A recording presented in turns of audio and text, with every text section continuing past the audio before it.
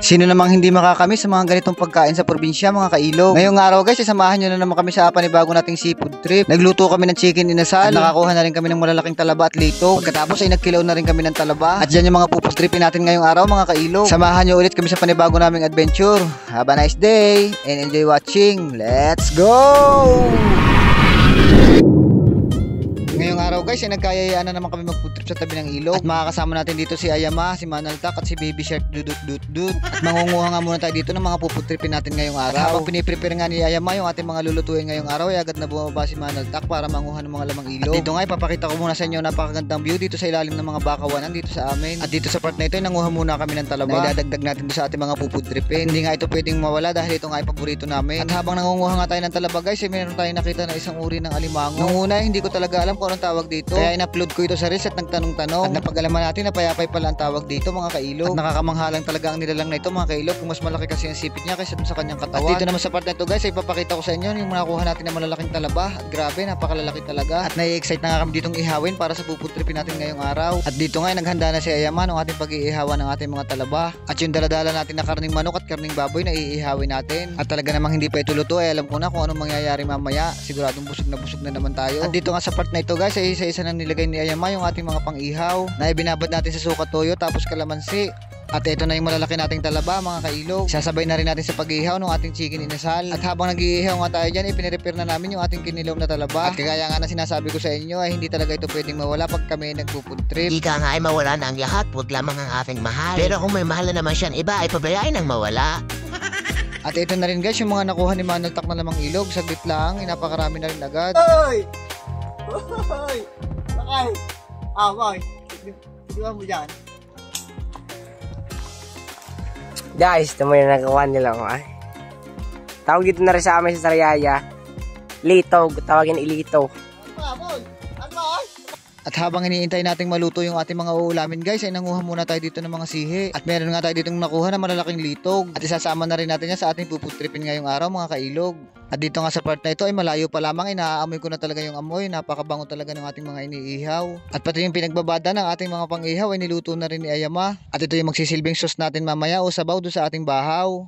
At dito nga iihaw na rin natin yung ating mga nakuhang litog. Grabe, napakalalaki ng litog na ito. At bihira na lang talaga kami makakuha ng ganitong kalalaking litog dito sa aming lugar mga kailog. At isa talaga sa pinakadabes na luto dito mga kailog ay ihaw. Bagamat pwede mo rin naman siyang sabawan, pero pinakadabes talaga dito ay ihaw mga kailog. Yung medyo matusta-tusta ang pagkakaluto. At meron din nga pala kami binislad na isdang dala mga kailog na nauna ng inihaw ni Ayama kaya hindi na nakita sa video. At dito nga sa part na ito ay nakikita ko na talagang medyo luto na yung ating mga uulamin pati yung ating sabaw. At makalipas nga ang ilang minuto mga kailog ay ito na magpi-plating na tayo. At grabe sa kulay pa lamang ng ating mga niluto ay talaga nakakagutom na. At nagdagdag na rin tayo ng ginayat na kamatis mga kailog. At yung ating sausawan ay nakahanda na rin. Hi mga kailog! Hi mga kailog! Hey! Sabi ko, hi mga kailog. At grabe, hihingin na naman po talaga ako ng paumanhin para po doon sa mga matatakam na naman sa ating food trip ngayong araw. Pati ang kasama natin si Baby Shark Dudut ay gutom na rin daw at excited na rin daw siya kumain. Kumuha na rin kayo ng bahaw mga kailog at sabayan nyo kami.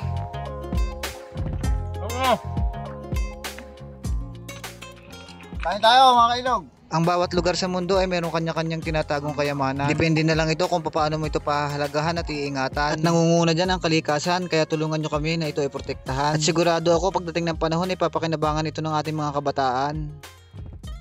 Ito lang yung mga moment na napakasarap talaga dito sa probinsya mga kailog. Isa itong pagpapatunay na hindi kailangan ng maraming pera para maging masaya ka sa buhay. Magagandang tanawin, sariwang pagkain, sariwang hangin, at ang makasama mo yung mga mahal mo sa buhay at mga taong nakapaligid sa iyo kagaya ng iyong mga kaibigan ay sapat na para tayo ay maging masaya.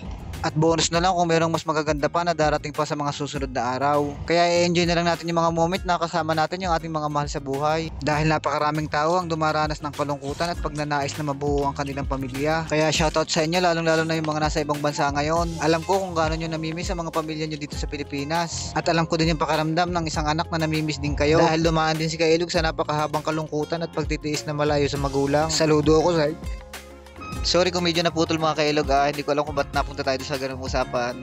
Naalala ko lang kasi yung nanay ko dati nung nasa ibang bansa. Ingat na lang kayo dyan palagi. Shoutout nga pala sa nanay ko kay Marilo Ebora na nga na ingat po kayo palagi. Mahal na mahal po namin kayo.